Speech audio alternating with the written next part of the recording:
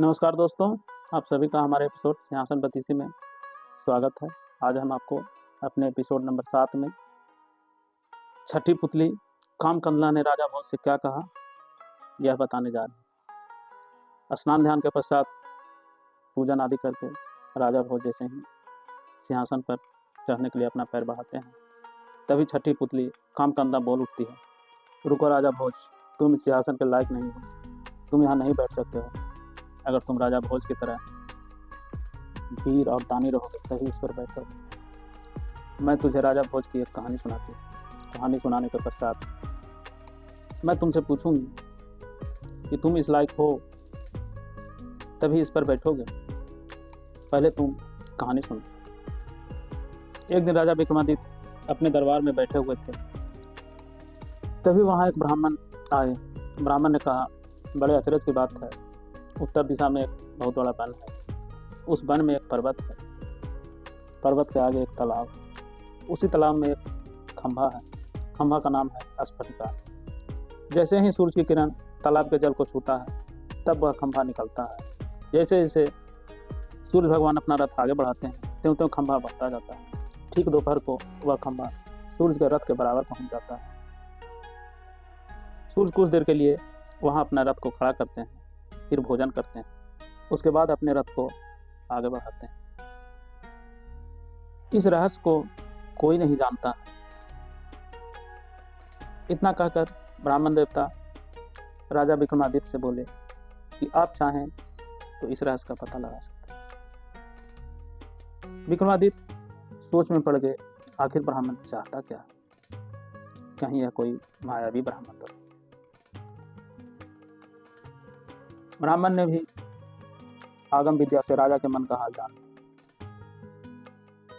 तब उस ब्राह्मण ने कहा, महाराज आप सही सोच रहे हैं, मैं ब्राह्मण नहीं, मैं राजा इंद्र का भेजा हुआ दूत।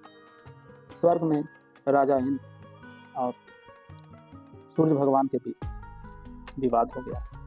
सूर्य भगवान को घमंड है कि मेरी किरणों को समुद्र के अलावे उनका ताप जो है कोई सहन नहीं कर सकता है। राजा इंद्र का कहना है कि मृत्यु लोक में एक राजा है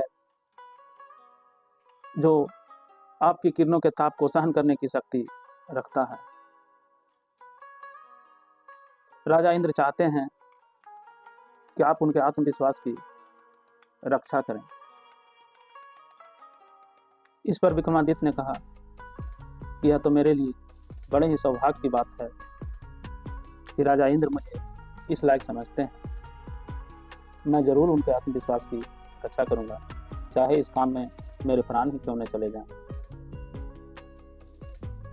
ऐसा कह करके राजा विक्रमादित्य ने अपने दोनों वीरों अगिया और कोयला को याद किया। याद करते ही दोनों वीर अगिया और कोयला राजा की सेवा में हाजिर हो गए और कहा कि महाराज कहाँ चलना है, तीनों लोक में आप जहाँ कहें वहाँ पलक झपकते आपको पहुँचा दें। तब राजा ने अपने दोनों वीरों अगिया और कोयला को कहा कि मुझे उत्तराखंड में उस तालाब के पास ले चलो जिस तालाब में स्फटिका नाम की खंभा सूर्य के किरणों के उगने पर उगती है। राजा का आदेश मिलते ही दोनों वीरों ने तत्काल राजा को उस तालाब के किनारे पहुंचा दिया।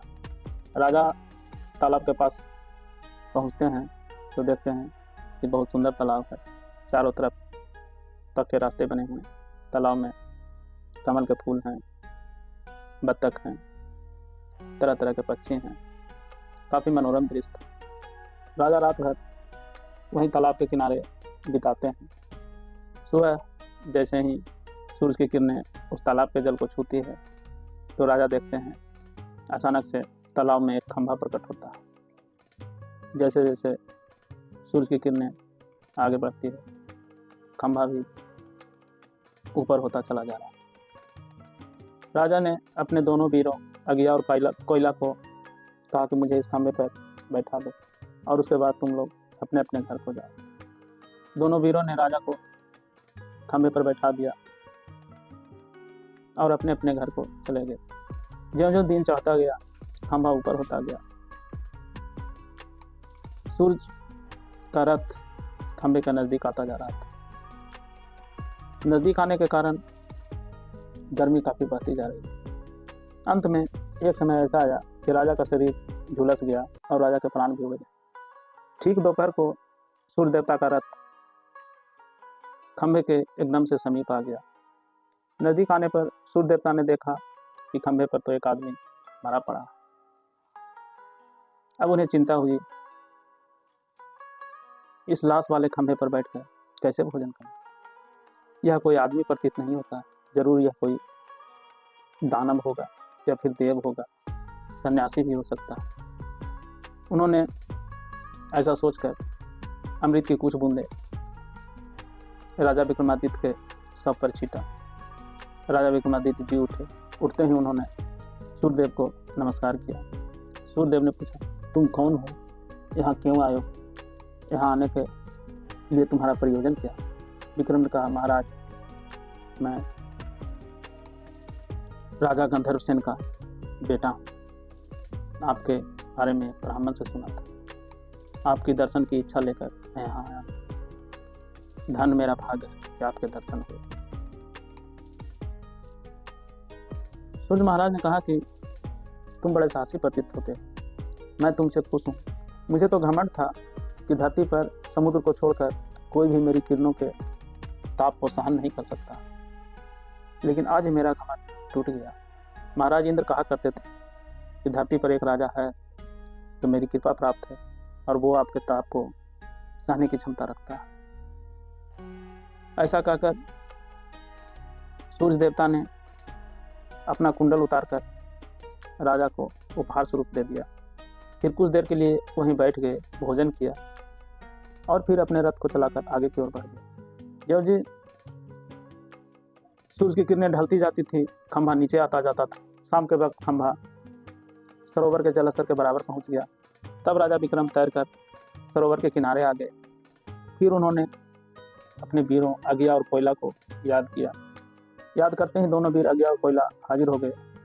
राजा से कहा, महाराज कहाँ चलना, तीनों लोक में आप जहाँ के हैं वहाँ मैं आपको पहुँचा दूँ। राजा ने कहा, मुझे मेरे महल की ओर ले चलो। आदेश पाते ही अगिया और कोयला ने राजा को तत्क्षण उनके महल के पास पहुँचा दिया। महल के पास पहुँचने पर राजा ने देखा कि उधर से एक सन्यासी आ रहे हैं। सन्यासी जब नज़दीक में आया तो राजा ने सन्यासी को दंडवत प्रणाम किया। सन्यासी ने आशीर्वाद दिया और कहा कि राजा, तुम जो ये कुंडल लिए हुए हो यह मुझे दान कर दो। तब राजा ने कहा, वाह सन्यासी बाबा, आपने ऐसा क्या किया है जो आपको यह कुंडल दान कर दें। सन्यासी ने कहा, या तो मैंने कुछ भी नहीं है, लेकिन मैंने तुम्हारी दानवीरता के बारे में सुना था तो सोचे कि तुम्हारी परीक्षा ले लें। सन्यासी के ऐसा कहने पर राजा ने तुरंत कुंडल जो उन्हें सूर्य भगवान से मिला था सन्यासी को दान कर दिया और कहा कि सन्यासी देवता, और अगर किसी चीज़ की इच्छा हो तो भी वह मुझे आप बोलें, मैं आपको दान करूंगा। तब सन्यासी ने कहा कि महाराज, इसके अलावा मुझे किसी चीज़ की इच्छा नहीं, आप सचमुच दानवीर कर्ण के समान। राजा भोज को यह कहानी सुनाकर कामकंडली नाम की पुतली जो है वह कहने लगी, महाराज आप इतने दानी हैं, इतने परिश्रम से प्राप्त कुंडल आप दान कर सकते हैं, या फिर आप इतने साहसी हैं कि अपने प्राण को संकट में डाल दें। अगर हैं तो आप इस सिंहासन पर बैठें, अन्यथा आपके इस सिंहासन पर बैठने के लायक नहीं है। तब राजा भोज का वह दिन सोच विचार में ख़त्म हो गया और उन्होंने सोचा कि अच्छा, मैं अगले दिन सिंहासन पर बैठने की कोशिश करूंगा। अब की बार मैं किसी को रोके नहीं रुकूंगा, पाँव उठाकर सिंहासन पर बैठ कर ही रहूँगा। तो ये थी हमारी छठी पुतली की कहानी। अगले दिन हम आपको सातवें पुतली कामोदी ने राजा भोज से क्या कहा और उन्हें कौन सी कहानी सुनाई, कहानी सुनने के पश्चात राजा ने क्या कहा, यह बताएंगे अपने 8वें एपिसोड में। अभी तक जो हमारे चैनल को देख रहे हैं और सब्सक्राइब नहीं किए हैं वह हमारे चैनल को सब्सक्राइब कर लें। जिन्होंने सब्सक्राइब कर लिया है वो चैनल में डाली गई चीज़ों को लाइक, कमेंट और शेयर करें। धन्यवाद।